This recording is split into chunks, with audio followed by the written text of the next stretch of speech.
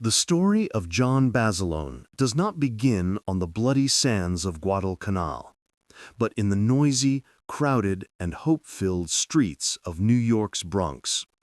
He was born in 1916 in Buffalo, New York, to Italian immigrants Salvatore and Dora Basilone, who soon moved the family to the working-class neighborhood of Raritan, New Jersey, though the spirit of the Bronx, with its grit and hustle, never left him. His parents embodied the immigrant dream of toil and sacrifice. His father, a tailor, and his mother, a homemaker, instilled in their 10 children a fierce sense of duty, loyalty, and quiet resilience. The Great Depression shaped John's youth, turning ambition into necessity. After just 3 years of school, he left at 15 to help support his family, taking up back-breaking work as a golf caddy and a laborer. But the routine of survival wasn't enough for a young man whose spirit chafed against limits. Seeking discipline and a path out of the economic shadows, he enlisted in the U.S. Army in 1934 at 18, serving a 3-year stint in the Philippines. There, far from home, he earned a nickname that hinted at his future, Manila John. Yet even the Army felt like a prelude. He returned to civilian life in 1937, working as a truck driver, but a restless energy simmered within him. When storm clouds gathered over the world in 1940, John Basilone knew his calling. It wasn't just about serving his country, it was about finding the ultimate test of his character. In July 1940, he walked into a recruiting station and made a decision that would etch his name into history. He joined the United States Marine Corps. The Marines forged the raw material of the Bronx laborer into something harder, sharper, and utterly unyielding. Boot camp at Paris Island didn't just teach him combat, it crystallized a philosophy. Semper fidelis, always faithful. It was a loyalty not to an abstract ideal, but to the man beside you, to the unit, to the mission, no matter the cost. His superiors noted his quiet intensity, his physical toughness, and an almost instinctive understanding of machine guns, whose mechanics and destructive power fascinated him. He was a natural leader, not by loud commands, but by unwavering example. Yet beneath the tough Marine exterior beat the heart of the family man from Raritan. In his rare moments of leave, he was not the future legend, but Johnny to his siblings, a son who sent money home and whose letters spoke of pride in his new brotherhood, but also of a deep, unspoken fear of letting them down. This duality, the ferocious warrior and the devoted son, would define him. The attack on Pearl Harbor in December 1941 confirmed what every Marine knew. The test was coming. As his unit, the 1st Battalion, 7th Marines, prepared to ship out for the Pacific, Basilone felt a strange clarity. The chaotic years of the Depression, the search for purpose, the Army stint, all of it had led here. He was not just a Marine, he was a machine gunner, the anchor of his squad. He knew his weapon would speak for him. But as his transport pulled away from American shores, headed into the vast, unknown theater of war, none could have predicted the almost mythological trial that awaited him. And in his sea bag, next to his gear, he carried a small personal token, a simple prayer card from his mother, a quiet reminder of the world he fought for and the man he was before he would become a hero. This man, forged in the Bronx and tempered by the Corps, was sailing toward a night where he would stand alone against an onslaught, and where that very duality would force upon him a choice between the glory of a hero and the solemn duty of a Marine.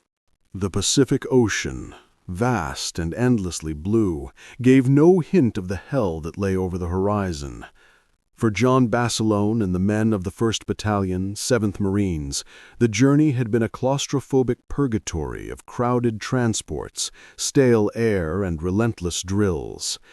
They were not naive boys, they were trained Marines, but nothing could truly prepare them for their first sight of Guadalcanal in August 1942. As the landing craft churned toward the palm-fringed shore, the island presented a deceptive postcard beauty. This illusion shattered the moment their boots sank into the dark, sucking mud of Lunga Point. The heat was a physical weight, a humid, suffocating blanket that soaked their uniforms instantly. The air thick with the rotting sweet smell of the jungle and something else, the acrid, metallic scent of recently spent explosives, carried the war's promise. They had relieved battered units, and the haunted look in the eyes of the Marines they replaced was more telling than any intelligence briefing. This was not a battlefield.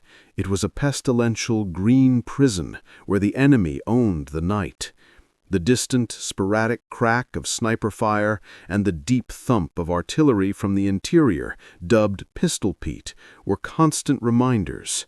Basilone, hefting the heavy tripod of his 1917 Browning water-cooled machine gun, felt a familiar, grim focus settle over him. The theoretical war was over. Here, survival was not a given. It was a currency paid in sweat, vigilance, and sheer will. The Brooklyn streets and Paris Island drill fields felt like lifetimes away. This was the real thing, a primal contest for a worthless, muddy strip of earth that through sheer strategic accident had become the most important piece of real estate in the Pacific. Their objective was Henderson Field, the crater-riddled, muddy airstrip that was the heart of the American position. Basilone's unit was tasked with shoring up its precarious western perimeter, a tangled no-man's land where the impenetrable jungle was both a shield and a deadly threat. Work began immediately, digging foxholes that filled with water, stringing rustling barbed wire that seemed to scream their location, and sighting machine gun nests with interlocking fields of fire. Basilone moved with a quiet authority, his hands checking belts of ammunition, his eyes constantly scanning the tree line, a dark, silent wall just yards away. Dysentery and malaria thinned the ranks as surely as enemy fire. Rations were scant, and sleep was a fractured luxury stolen in the mud between nerve-wracking false alarms and harassing attacks. The Japanese were masters of psychological warfare, probing the lines after dark with eerie whispers, clattering sticks, and sudden screaming banshee attacks designed to fray nerves and waste ammunition. It was a war of attrition against the elements, disease, and an invisible, relentless enemy. Yet in this grind, Basilone's leadership solidified. He shared his water, ensured his men ate first, and maintained an unwavering, stolid calm that became a bedrock for his section. He knew the big push was coming. The enemy's nightly crescendo of activity was a drumbeat foretelling a storm. The air grew thicker with tension, a palpable electricity that crackled through the perimeter. Then, on the evening of October 24th, the jungle fell silent. Not a bird call, not a rustle. This profound, unnatural quiet was more terrifying than any noise. Basilone, wiping condensation from his water jacket, turned to his gun crew, his voice a low, steady rasp in the dreadful hush. "Lock and load, they're coming tonight." He didn't know that the coming darkness would demand not just a Marine, but a legend, and that the very machine gun he now carefully sighted in the fading light would become the instrument of his eternity. The jungle, holding its breath, was merely waiting to unleash its fury. The deceptive lull after their arrival was over. Now every waking moment was consumed by a single brutal purpose: to turn their slice of jungle hell into an impregnable fortress. The sector assigned to Basilone's unit was a critical anchor point on the ridge overlooking Henderson Field's final approach. If this position fell, the airfield and the campaign would be lost. Basilone, now a sergeant and the soul of his machine gun section, moved with a methodical intensity that bordered on the sacred. This was his craft. The Browning M1917, heavy and unforgiving, was not just a weapon. It was a complex, temperamental organism that demanded absolute understanding. He personally supervised the emplacement of each gun, his eyes calculating fields of fire, clearing murderous lanes through the tangled foliage, ensuring overlapping coverage with neighboring positions. His voice, seldom raised, was a constant undercurrent of instruction and correction. Deeper digging. The tripod needs to be rock solid. Keep the water cans full. This barrel will melt. He orchestrated the supply lines, a logistical nightmare under the constant threat of mortar fire, ensuring hidden caches of ammunition and spare barrels were strategically placed along the likely paths of retreat and advance. He trained his crew relentlessly on swift barrel changes in the dark, on clearing jams by touch alone, on fire discipline. His calm was a rock in the rising tide of anxiety. He could smell the coming storm in the air, a metallic tang mixed with the ripe decay of the jungle. The nightly probes by Japanese patrols grew more frequent, more aggressive. The Marines, exhausted and plagued by disease, strung wire, laid makeshift anti-personnel mines, and fortified their foxholes, their movements watched by unseen eyes from the impenetrable green wall. As the October days dragged on, a grim ritual emerged. By day, they were engineers of their own survival, their blistered hands raw from digging and hauling. By night, they became prisoners in their own holes, listening to the jungle come alive with alien sounds. The tension was a physical presence, a wire stretched to its breaking point. Men jumped at shadows, and the sporadic crack of a sniper's rifle or the sudden crump of a mortar round kept nerves frayed. Basilone, however, seemed to draw a strange, focused energy from the pressure. He made constant, silent rounds along the line after dark, a reassuring ghost checking on his men, adjusting a weapon's position by a fraction of an inch, sharing a quiet word. He was not just preparing a position, he was preparing the men inside it. He knew the textbook defense was useless here. This would be a primordial fight of endurance, fought in pitch black, measured in yards and ammunition counts. On the afternoon of October 24th, the air grew still and heavy, the usual jungle chorus dying to an eerie, suffocating silence. The last supply run had been made. The final prayers were whispered. Basilone gathered his gun crew one last time. He didn't speak of glory or country. He spoke of simple, terrifying mechanics. They will come in waves. They will aim for the guns. We do not stop. If I fall, Corporal Phillips takes over. If he falls, you know the drill. Keep the water flowing, keep the fire even. As the equatorial night swallowed the ridge whole, plunging them into a blackness so complete it felt solid, the only sounds were the soft clicks of weapons being checked and the ragged breathing of waiting men. Basilone rested his hand on the Browning's cold receiver, feeling not fear, but a profound, chilling clarity. The position was prepared, the stage was set.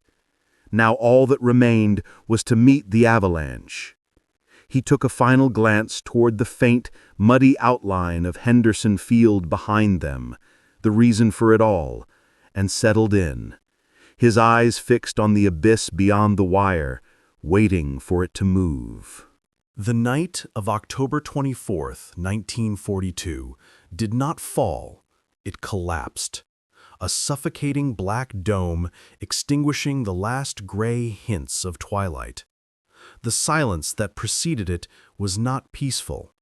It was a vacuum, pulling at the eardrums and stretching nerves to a singing wire. John Basilone, his hand never leaving the receiver of his Browning, felt the change in pressure in his bones. Then the jungle erupted. It was not with a single shot, but with a symphony of chaos that shattered the world. Green and red tracers, like hellish laser beams, stitched patterns across the sky from the bay. The deep-throated roar of naval guns from Japanese destroyers offshore merged with the scream of incoming shells, walking geysers of earth and fire along the ridge. The ground trembled. Before the Marines could even catch the breath knocked from their lungs, the darkness in front of their wire erupted with a primordial scream, banzai, and the shadows themselves seemed to move, coalescing into a human wave of Imperial Japanese soldiers. What followed was a descent into a meticulously planned nightmare. Wave after wave of attackers hurled themselves against the wire in machine gun positions. Basilone's world shrank to the circle of flame spitting from his gun's muzzle. The deafening jackhammer rhythm of the Browning was the only tempo that mattered. Burp, tat-tat-tat, change barrel. Burp, tat-tat-tat. Steam hissed from the water jacket. Spent shell casings glittered as they piled up, hot and brassy. His crew worked like automatons, feeding belts, swabbing barrels, passing cans of water, their faces painted in grotesque shades of orange and black by the muzzle flash. Communication with command posts evaporated as lines were cut by shell fire. Isolated pockets of Marines fought their own private wars in the strobe light hell. Suddenly, a sickening silence. His left flank gun, overwrought and red-hot, jammed irrevocably. Then a cry, "Ammo! We're running low!" They were being encircled, pressed, their fields of fire shrinking as enemy infantry, using their own dead as cover, inched closer through the carnage. Basilone made a decision in a heartbeat. He yelled at his assistant gunner to hold the position, and then he did the unthinkable. He stood up into the hurricane of fire. Bullets snapped the air around him, but Basilone moved with a surreal, lumbering purpose. He became a one-man resupply and repair unit. He sprinted, crawled, and stumbled through a landscape of geysering dirt and fallen bodies to the silent gun pit. Shoving aside the wounded gunner, his massive hands, burned and bleeding, tore at the smoking mechanism, clearing the jam by feel in the dark. He slapped the gunner's back. "Feed it!" And the gun roared back to life, cutting down a knot of enemy soldiers who had begun to breach the wire. Without pause, he turned and lunged into a nearby shell crater, heaving a 40-pound can of linked ammunition onto his shoulders. The journey back to his own position was an eternity of exposed ground. Metal whined and ricocheted around him. He fell once, the weight of the ammo can driving the air from his lungs, only to rise again, driven by a simple calculus. No ammo, no line. No line, the airfield falls. He dumped the precious can beside his own gun, its belts already running dangerously low. His men stared at him, not as a sergeant, but as a force of nature. He didn't command them with words, but by example, plugging the gap in their crumbling defense with sheer, indomitable will. The night became a timeless, screaming vortex of violence, measured not in hours, but in ammunition belts expended and enemy waves broken. As a gray, smoky dawn finally began to bleed into the sky, it revealed a scene of apocalyptic stillness. The ground in front of Position 3 was a tangled, gruesome mat of enemy fallen. The air stank of cordite, blood, and spent humanity. Smoke curled from burned-out patches of grass and the overheated barrels of the guns. John Basilone, his uniform shredded, his hands raw and blistered, his eyes red-rimmed from smoke and exhaustion, still stood behind his Browning. He scanned the quiet, corpse-strewn field, knowing this was only a respite. The night had been a test, and he had held, but the cost was written on the faces of his surviving men, and he knew the ledger was not yet closed. The assault was over. The legend had just begun. Dawn on October 25th brought no relief, only a grim new clarity. The scene revealed by the ashen light was one of utter devastation. The air, thick with the coppery smell of blood and the acrid stench of burnt powder, hung heavy over a landscape churned into a muddy, corpse-strewn bog. John Basilone's section of the line had become a charnel house. Yet, in the eerie quiet, there was no time for horror, only for the grim calculus of survival. The enemy had been bloodied, but not broken. They had pulled back into the jungle's tangled embrace, a wounded beast licking its wounds. Every Marine on the line knew it was a temporary respite. Basilone, his face smeared with soot and grime, moved with a frantic, focused energy that belied his exhaustion. The night had been a blur of instinct and violence. The day was for preparation. His beloved Browning, its water jacket still steaming, needed care. With hands blistered from the hot metal, he supervised the rapid cleaning of the gun's mechanism, the careful inspection of each ammunition belt for weak links, and the placement of the last precious cans of water and ammo within arm's reach. His own body was a map of minor wounds, burns from the barrel, cuts from shrapnel, all ignored. He made a quiet count. They were down to 3 men per gun, and the stockpile of .30 caliber was perilously low. A runner from command dodging sporadic mortar fire brought terse orders. Hold at all costs. The next push will be the last for them or for us. Basilone simply nodded. He had already made that calculation hours ago. As the tropical sun climbed, casting deceptive, dappled shadows through the shattered trees, the tension returned, thicker than the humidity. The Marines, red-eyed and hollow-cheeked, waited. Then, in the late afternoon, the jungle screamed again. This final assault was not the disorganized bonsai charge of the night before. It was a focused, desperate hammer blow aimed directly at the heart of the line, at Basilone's guns. A concentrated mortar barrage walked through the position, showering them with dirt and shrapnel.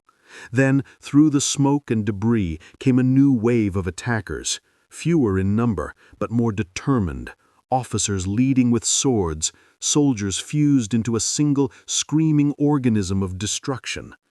Basilone's Browning answered, its steady, rhythmic brip-tat-tat-tat, a scythe cutting into the charge.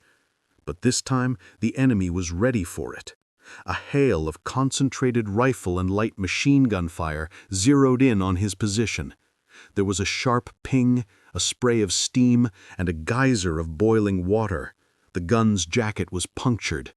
The Browning fell silent, its crew scrambling as scalding water and metal fragments filled the air. In that moment of catastrophic failure, the war shifted from industrial slaughter to something ancient and personal. Seeing a cluster of enemy soldiers leap through a gap in the wire, sensing the line about to snap, Basilone acted. He grabbed his .45 caliber M1911 pistol in one hand and a machete in the other. With a roar that cut through the din, he launched himself out of the pit, not away from the enemy, but directly into them. What happened next passed from eyewitness account into the realm of Marine Corps legend. Basilone became a whirlwind of close-quarters violence. He fired his pistol until it was empty, dropped it, and swung the machete with the brutal efficiency of a man fighting for his life and the lives of every man behind him. He was no longer a machine gunner. He was a primal force, breaking the enemy's momentum at its tipping point. His sheer, shocking ferocity stunned the advancing Japanese soldiers and electrified the Marines who saw him. A rifleman from a nearby hole, inspired by the sergeant's madness, rallied with a few others, and a savage, minutes-long melee erupted in the torn earth of no man's land. When it was over, Basilone stood panting over the bodies of the breaching party, the machete notched and dark. The local attack had faltered and died there. Stumbling back to his position, his mind already clicking back to the larger fight, he found his crew had jerry-rigged a fix on the Browning, using a helmet and dirt to pack around the damaged jacket. It was a temporary, desperate measure that would destroy the barrel in short order, but it would work. "Feed it!" he croaked, his voice raw from smoke and yelling. As the gun coughed and spat back to life, its rhythm now uneven and sickly, Basilone knew they were fighting on borrowed time and the last of their reserves. He had held the line with steel and will when the machine had failed. The final Japanese waves, spent and shattered by such inexplicable resistance, began to ebb back into the jungle as darkness fell for the second time. The position was held. The guns, though battered, were still speaking. But as the thunder of battle receded, replaced by the moans of the wounded and the crackle of burning material, John Basilone took his first full breath in 2 days.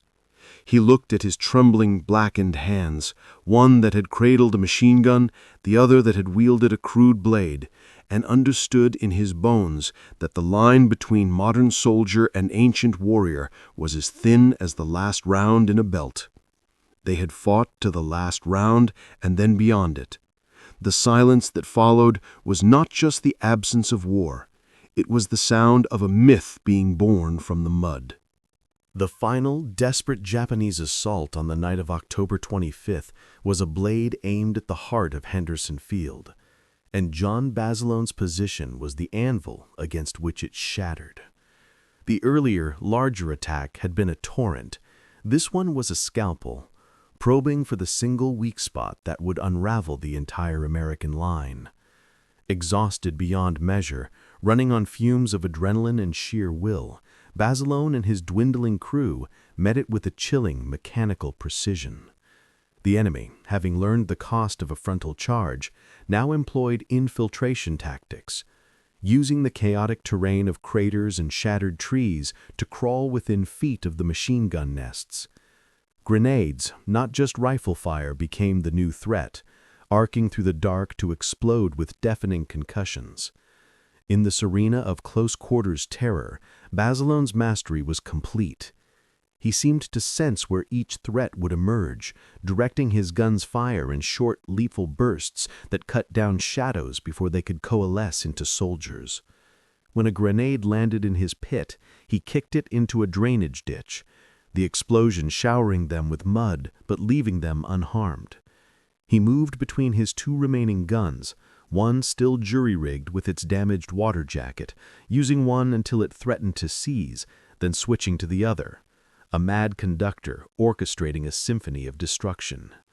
His voice, a constant hoarse litany, cut through the noise. "Watch your left, short bursts, grenade." He was no longer just a man fighting for survival.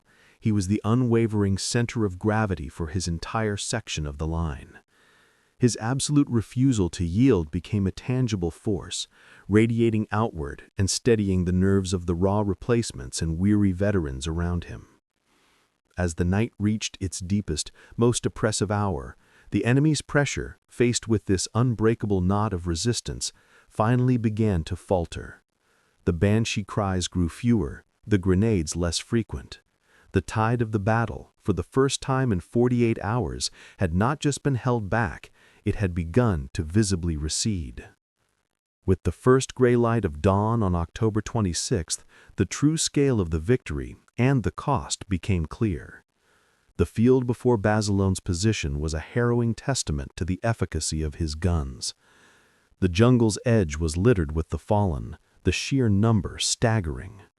A profound, ringing silence settled over the ridge, broken only by the moans of the wounded and the crackle of sporadic cleanup fire. The airfield behind them was secure. The Japanese 2nd Division's all-out offensive to retake Henderson Field had been decisively broken, largely on this blood-soaked stretch of perimeter. For his actions, Basilone would later be credited with single-handedly stopping a regimental-scale attack, a feat bordering on the mythological. As smoke drifted across the scarred landscape, replacement units began to filter into the line, their eyes wide with a mixture of horror and awe at the scene. Basilone, his uniform in tatters, his hands and arms a mosaic of burns and cuts, slowly relinquished his post. The manic energy that had sustained him evaporated, leaving behind a profound, bone-deep weariness.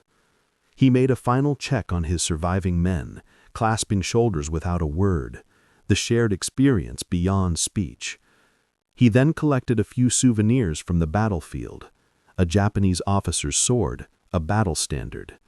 They were not trophies of triumph, but grim relics, proof of a nightmare endured. Word of his stand spread through the division like a current of electricity.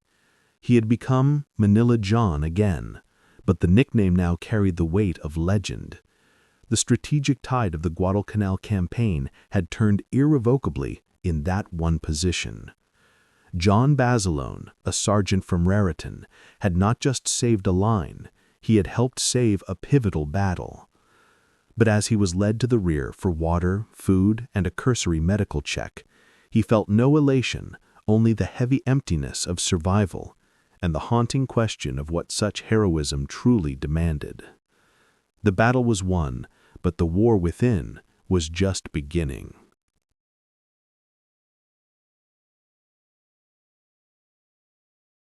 The news of his nation's highest award found John Basilone not on the battlefield, but in the sweltering, disease-ridden rear of Guadalcanal, as he and the 7th Marines regrouped in the aftermath of the decisive victory. The official citation, a dry, legalistic document, could scarcely contain the reality of those 2 nights in October. It spoke of his extraordinary heroism and conspicuous gallantry, his utter disregard for his own safety, and his virtual single-handed defense of his position.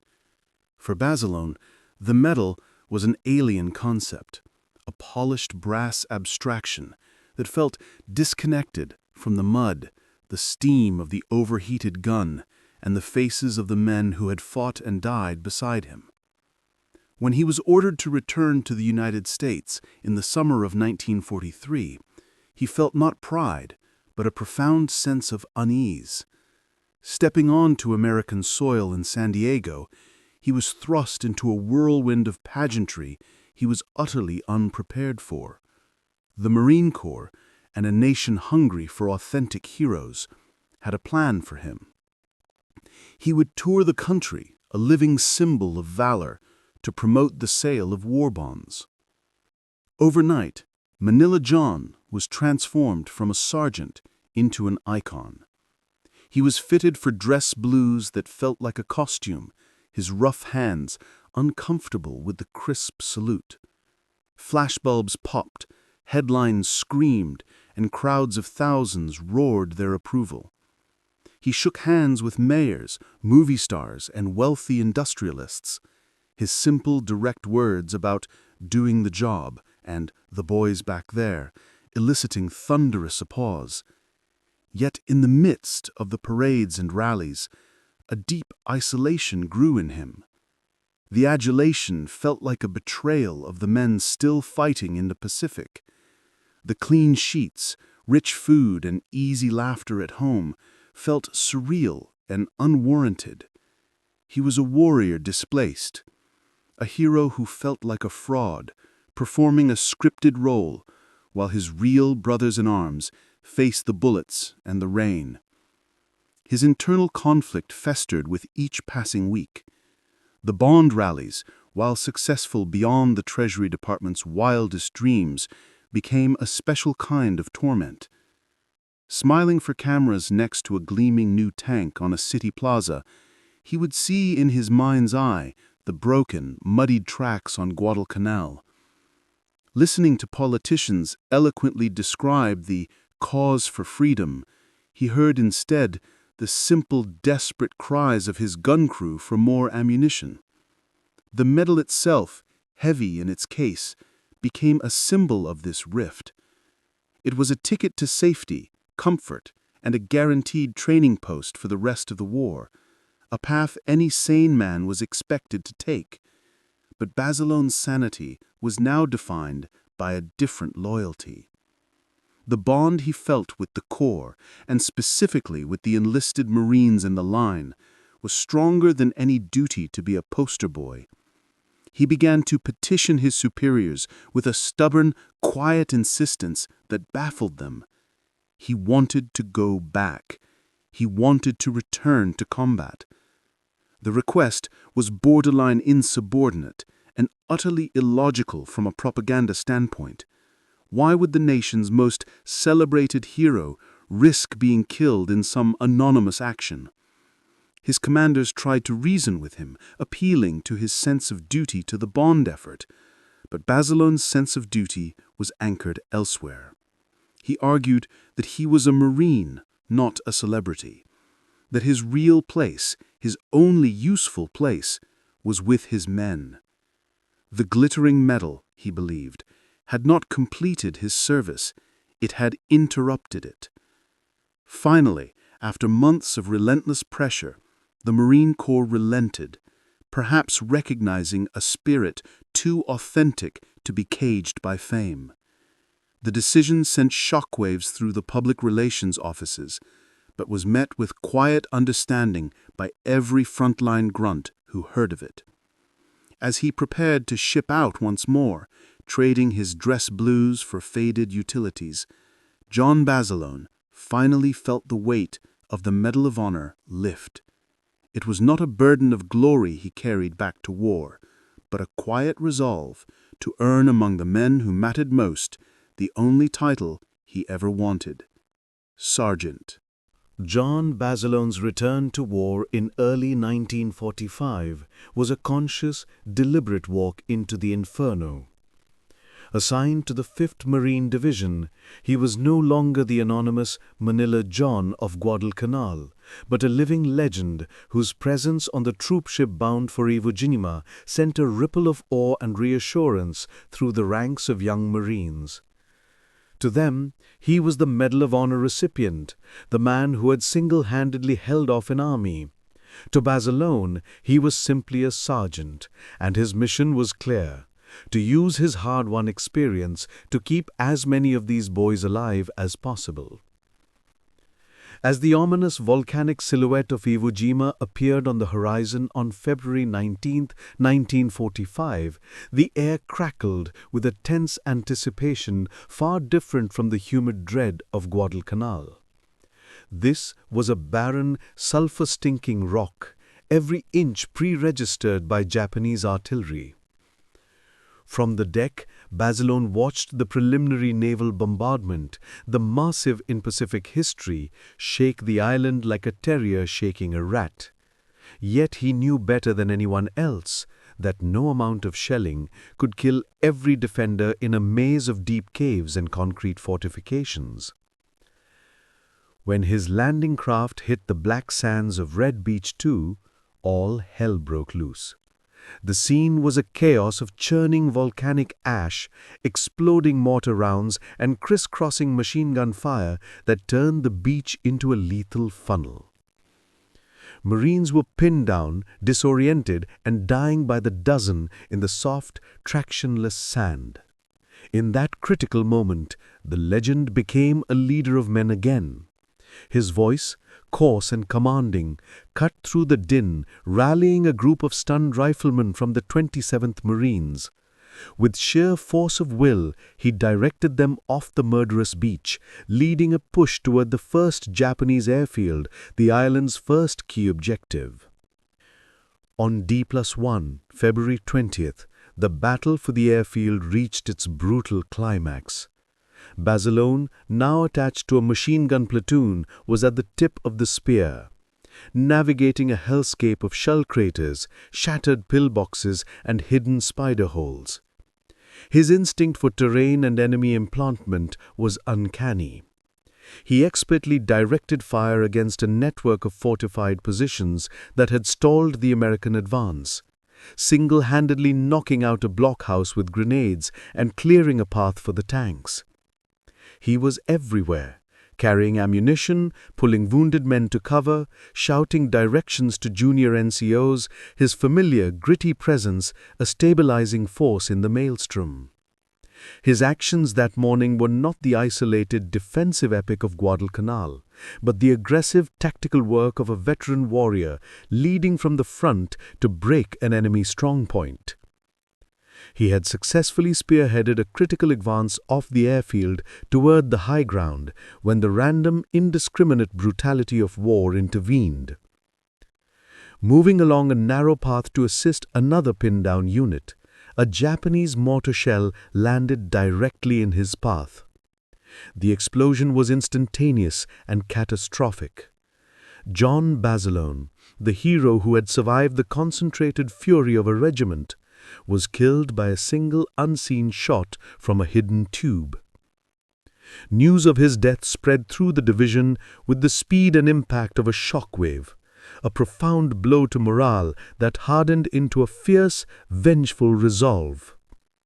His body was recovered and later buried in Arlington National Cemetery, but his true monument was the ground taken on Iwo Jima itself.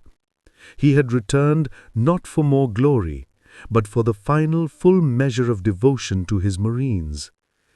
In the end, he earned a second posthumous decoration for valor, the Navy Cross, but his ultimate legacy was the indelible example he set, that true heroism lies not in the medal, but in the unwavering commitment to the man next to you, a commitment that led him from the pinnacle of fame back to the sands of a distant, deadly shore, and into the eternal lore of the United States Marine Corps.